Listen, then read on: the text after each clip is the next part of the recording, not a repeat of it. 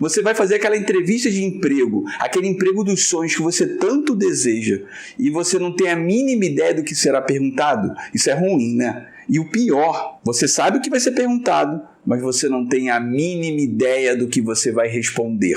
Na aula de hoje, eu vou te contar 10 perguntas que eu costumo utilizar nos meus processos seletivos, que eu já vi outros entrevistadores utilizando e que você precisa saber responder para ser aprovado numa entrevista de emprego. E eu quero fazer um pacto com você.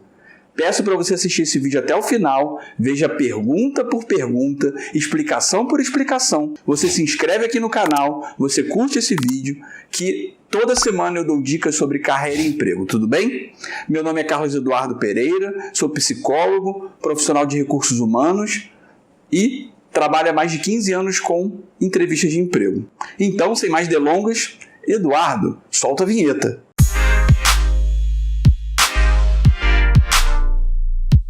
Sem enrolação, você entrou nesse vídeo para ver as 10 perguntas que eu costumo fazer no processo seletivo e eu vou falar sobre elas agora. Primeira pergunta: por que você deve ser contratado? Normalmente, essa é uma das últimas perguntas que eu faço na minha entrevista e a minha intenção com ela é saber se o candidato está preparado a se vender, como ele faz o seu marketing pessoal. Inclusive, se você quiser mais saber sobre marketing pessoal, está passando um card aqui agora falando sobre isso, aqui já no canal. Então, quando eu faço essa pergunta, normalmente o candidato ele tem 2 caminhos a seguir. Ele tem um caminho errado que é: eu estou procurando emprego porque esse emprego é muito bom para mim, ele vai me ajudar a pagar as contas, tem um benefício legal ou coisas do gênero. E tem o caminho certo que é: você precisa me contratar porque eu tenho habilidade assim, assim, assado, já trabalhei em tais empresas. Se de repente for uma vaga de atendimento ao público, você fala que você tem experiência ao público de alguma maneira, você fala das suas habilidades, você fala dos seus feitos, ou seja, você se vende. E normalmente o grande erro é a pessoa ela só fica falando da vantagem que ela vai ter ao ser contratada. E convenhamos, quando eu faço essa pergunta, eu não quero saber a vantagem que você vai ter com a vaga, mas sim o que eu vou ganhar ao te contratar. O que aquela empresa vai ganhar ao te contratar. Então é a hora de você deixar a humildade um pouco de lado. Logicamente, não seja arrogante, não aumente a história. Conte a verdade, não derrube ninguém, mas fale sobre as suas vantagens. É a hora de você vender o seu peixe. Agora vamos para a segunda pergunta. Me fale mais sobre você, me conte sobre você ou coisa do gênero. Essa pergunta, já ao contrário da primeira, eu gosto de começar a minha entrevista com essa pergunta. E essa pergunta, por mais simples que ela pareça, é a pergunta que eu faço um termômetro ali do candidato. E o que eu espero dessa pergunta é que a pessoa já tenha um discurso fluido, que ela comece a falar dela. Que a entrevista boa é aquela entrevista que o avaliador não pergunta tanto, que vira um bate-papo. E aí quando eu chego para o candidato, me fala um pouco de você, quem é fulano de tal, eu quero que a pessoa comece a falar sobre ela, que ela mora no lugar tal, que ela gosta de fazer isso, que ela estudou não sei aonde, que ela escolheu a área tal, por que ela está ali, ela faça um grande apanhado. E a vantagem dessa pergunta e do candidato que sabe fazer isso, ele demonstra 2 coisas. Ele demonstra boa comunicação, boa fluência verbal, e ele demonstra que ele está preparado a se vender e que ele está preparado para o processo seletivo. E aí tem aquela resposta que já não é tão adequada, que eu pergunto, me fale um pouco sobre você.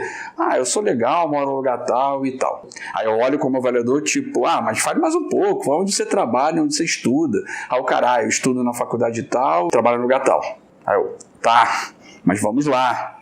E assim, aí toda hora eu tenho que ficar ali rodando a manivela para o candidato falar. E é aquilo, vai chegar uma hora que eu não vou ter mais interesse em perguntar. Então, essa pergunta é para você falar de você e você mostrar a sua capacidade de comunicação.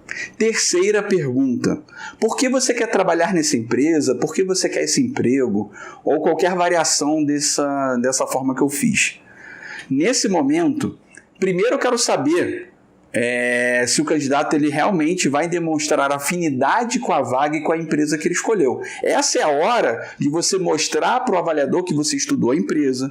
Essa é a hora de você mostrar para o avaliador que essa área é a área que você deseja. Assim, eu já cansei de fazer esse tipo de pergunta e a pessoa só deixa claro que ela está ali para pagar conta. Sim, eu entendo que pagar conta é muito importante, eu também tenho as minhas contas. Mas quando eu faço um processo seletivo, ainda mais hoje, que a gente leva em conta os valores, eu quero que essa pessoa demonstre afinidade e interesse com a vaga em questão e com a empresa em questão. Então, quando a gente faz essa pergunta, a gente não quer ouvir apenas que você está ali para pagar a conta. Até porque a gente sabe que você está ali para pagar a conta. Se você está indo para uma entrevista de emprego, é que provavelmente você não é milionário. Então, você precisa pagar a conta. Aí é a hora de você mostrar afinidade com a empresa e com a vaga. Então, estude a empresa antes, entenda o que aquela vaga faz, para você poder chegar ali e conectar o seu discurso com a empresa que você está falando. Quarta pergunta. Por que você foi demitido do último emprego? Ou por que você saiu do último emprego? Ou dos últimos empregos? Normalmente, na minha entrevista, no primeiro momento, eu faço uma releitura do currículo com o candidato. E eu vou indo de pergunta de empresa em empresa perguntando qual salário, quanto tempo você ficou e por que você saiu. E essa pergunta é uma pergunta, assim, eu sei que às vezes a gente tem problemas de trabalho, às vezes a gente sai com algum problema com alguém ou com a empresa, mas de um modo geral, o bom profissional, ele sai com portas abertas. E aí já aconteceu também de eu pegar candidatos que toda hora tem uma briga, ou toda hora quis alguma outra coisa, ou quis uma chance melhor. Aí você vai ver o salário é o mesmo. Como assim você queria uma oportunidade melhor e o salário era o mesmo? Ou as chances, ou a oportunidade era parecida, o cargo era o mesmo. Porque às vezes também o salário é igual, mas o cargo é diferente, aí vale a pena, para você subir de nível. Então, assim, essa pergunta, por mais que pareça simples, é uma pergunta que você vai ter que saber explicar bem caso você tenha tido algum problema. E se teve algum problema, fala do problema, mas mostre para o avaliador o que você faria diferente hoje. Não adianta você também só mentir, porque as grandes chances de o avaliador pegar o telefone, ligar para a empresa e descobrir, de repente, algum furo que você deixou e você não explicou. E aí eu te falo, mentiu em processo seletivo, foi descoberto, esqueça o processo seletivo, você está eliminado. Então, nessa hora, é interessante que você olhe no seu currículo todas as empresas que você trabalhou e veja o porquê que você saiu. E aí, inclusive, essa pergunta é uma pergunta que norteia minha cabeça quando eu estou no emprego. Já teve situações que eu tive vontade de mandar todo mundo para aquele lugar e eu segurei minha onda porque eu sabia que se eu fizesse isso, lá na frente alguém me faria essa pergunta e eu não teria o que dizer. Ou melhor, eu teria que dizer que eu mandei todo mundo para aquele lugar e seria muito ruim para a minha carreira. É o famoso engolir sapo. Então, pega o seu currículo, veja os motivos e tenha isso aqui, que uma outra grande vantagem do bom candidato é o candidato que sabe contar toda a sua história, sem olhar para o currículo. E agora nós vamos para a quinta pergunta. E eu admito que quando eu faço essa pergunta, eu faço para provocar o candidato. Que é, você não acha que essa vaga é muito pouco para você, não? Ou você não acha que essa vaga é muito júnior para você, não? E normalmente eu faço essa vaga ou quando eu acho que o candidato está ali pecando pela arrogância, ou quando eu acho que o candidato ele é mais para a vaga e eu quero saber por que ele está ali. Porque também quando você contrata alguém que tem um nível acima da vaga, a chance dessa pessoa ficar na vaga é menor, porque em breve ele vai procurar uma outra coisa que esteja ali do nível profissional dele. E normalmente quando eu faço essa pergunta, se caso você esteja ali no nível acima da vaga, é hora de você mostrar humildade. Já que você está ali, antes de você responder, você tem que saber os pontos fortes dessa vaga e o que essa vaga vai te agregar além de pagar conta, hein? Não fala só pagar conta, porque isso é mó derrota. Então, assim, você pode até falar que você está precisando de dinheiro e tal, mas não foca nisso. Primeira explicação tem que começar por alguma vantagem que essa vaga ou essa empresa ela vai te dar. E aí você pode falar de chance de crescimento, você pode falar que normalmente você entra numa empresa por baixo e que você espera o crescimento, mas também para falar de crescimento você precisa ter certeza que essa empresa dá chance de crescimento. Porque se essa for uma empresa estática, você se elimina nela. E aí se não for o crescimento, pense numa outra coisa, num conhecimento, se manter na sua área, alguma coisa que te permita convencer aquela pessoa que você está ali para ficar naquela vaga por um longo tempo. Afinal de contas, nenhum contratante quer contratar alguém para ficar 1, 2, 3 meses. Sexta pergunta. Quais são seus pontos fortes e fracos? Quais são seus pontos, suas qualidades, seus defeitos? Quais são seus pontos a melhorar e vantagens ou coisas do gênero?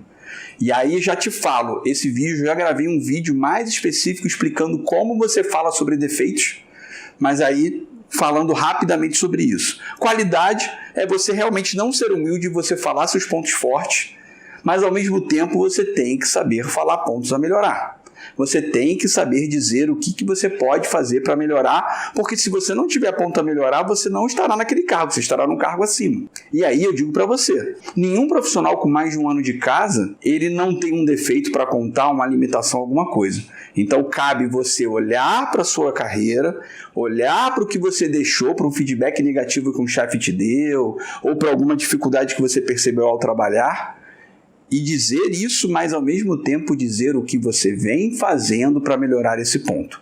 Porque é nessa hora, e quando eu pergunto, eu espero sim ouvir um problema. Porque eu sei que ninguém é perfeito. Mas eu espero ouvir, primeiro, que a pessoa foi capaz e madura de identificar esse problema e ser honesta em me dizer, e o que ela já vem fazendo para melhorar esse problema. Então, assim, eu, por um tempo na minha vida, eu tive o problema de planejar coisas a longo prazo. Eu sempre fui muito, às vezes, de apagar incêndio.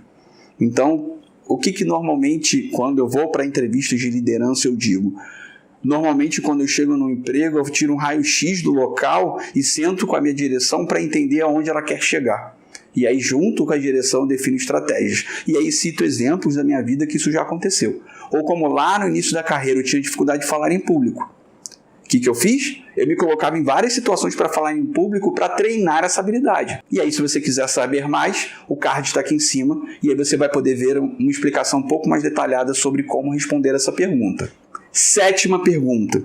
Essa pergunta é uma pergunta interessante, que é a hora que eu começo a ver como esse candidato ele se relaciona com as outras pessoas e se relaciona com a liderança. E a pergunta é: me conte, me cite algum momento que você discordou de alguma decisão feita por um colega de trabalho ou por uma liderança no ambiente de trabalho. Aqui é a hora que eu quero ver primeiro se a pessoa vai me dizer. Normalmente, candidato não espera esse tipo de pergunta. E eu quero saber como ele lidou com problemas. E não venha falar que nunca teve, nunca tive isso. Gente, desculpa. A gente sempre vê alguma coisa que a gente não concorda. E aí você tem caminhos de explicar que era uma empresa mais liberal e ela permite que você dê a sua opinião, ou que você já tem um cargo para fazer isso. Tem situações que você expõe, mas às vezes o gestor não aceita e você tem que cumprir. Então você tem que explicar essas nuances, você tem que olhar para a sua carreira novamente, ver se isso já aconteceu, que com certeza já aconteceu, e como você se relacionou com isso. E assim, cuidado para você também não levantar muito espírito crítico, porque às vezes o contratante ele não quer alguém muito crítico, ele quer alguém também que cumpre ordens. Afinal de contas, todo líder quer alguém que cumpra ordens, e não que fique chorando o tempo todo, até porque às vezes é muito chato. Então, deixe claro que se for alguma coisa mais séria, você costuma questionar, e se você não faz isso, passe a fazer. Mas se for alguma outra questão que, de repente, o líder bateu o pé, você teve que ir lá e cumprir. Antes de nós irmos para a nossa 8ª pergunta, e eu admito que as próximas perguntas serão as mais interessantes, só vem aqui para te lembrar do nosso pacto, hein? Se tiver legal o vídeo, se essa aula tiver interessante, que eu acho que está, você tem que se inscrever aqui no canal, hein? Mas continuando. E a 8ª pergunta é: qual foi a sua maior dificuldade vivida no ambiente de trabalho? Enquanto a anterior tocava nisso, mas em relação a uma decisão, essa tem a ver com relacionamento interpessoal puro. E também te falo, todo mundo que tem um tempozinho de carreira já teve problema com alguém, mesmo que a culpa não tenha sido sua. Então cabe também você olhar essa situação e dizer alguma coisa que aconteceu. E de novo, as pessoas tendem, para se proteger porque foram surpreendidas, elas tendem a mentir. E assim, ninguém que viveu aí 1, 2, 3 anos de carreira nunca teve problema com alguém. É raro, bem raro. Então, saiba contar alguma história se realmente você não teve, porque é possível também. E aí você explica, mas te sugiro, antes de você dizer para mim que não tem nada, te sugiro você dar uma olhadinha na sua carreira, dar uma olhadinha na sua história, porque provavelmente tem algum evento aí que passou que talvez tenha tido um desconforto. E aí é contar o que aconteceu e, de novo, dizer a verdade, dizer que teve um problema, isso não te elimina. O que te elimina é mentir nisso Ou você falar que teve um problema e não reconhecer que o problema foi seu, ou parte seu, ou que você pode fazer alguma coisa diferente. Porque normalmente num tipo de situação dessa, eu emendo uma outra pergunta, que é, tá, mas se fosse hoje, o que você faria de diferente? E aí nessa pergunta você tem que ter uma resposta. Porque é aquilo. Você tem que ser hoje melhor do que você foi no passado. Então, reflita sobre isso. Olhe a sua carreira de novo. Veja alguma coisa que de repente você deu uma vacilada, não foi tão bem. E o que você faria hoje diferente, com mais experiência, com mais aparato, com mais repertório para lidar com essas situações. Agora nós vamos para a penúltima pergunta, a 9ª pergunta, que tem a ver com perguntas absurdas do tipo: se você tivesse uma limusine que colocar bolas de tênis nela, quantas bolas caberiam? 1.000, 10.000, 100.000? Ou então, você foi contratado por uma rede de cinemas. Quantos cinemas você colocaria na cidade do Rio de Janeiro? E aí, essa pergunta, admito que eu só faço para cargos mais altos. Eu tenho certeza que a pessoa não vai me trazer uma resposta exata. Mas nessa hora, eu quero ver das duas uma. Ou a pergunta tem a ver com o negócio da empresa e você tem que ficar atento para fazer o link. Ou eu quero ver como você lida com situações diferentes. E é nessa hora, muito candidato que responde mal, ele chuta número, ele fala que não sabe, ele dá gargalhada. E a boa resposta é a resposta que a pessoa para, respira, pega um papel e começa a fazer racionalizações sobre aquilo. Então, por exemplo, quantos cinemas eu colocaria no Rio de Janeiro? Espera aí, qual é o meu universo? O meu universo de população no Rio de Janeiro é de tanto.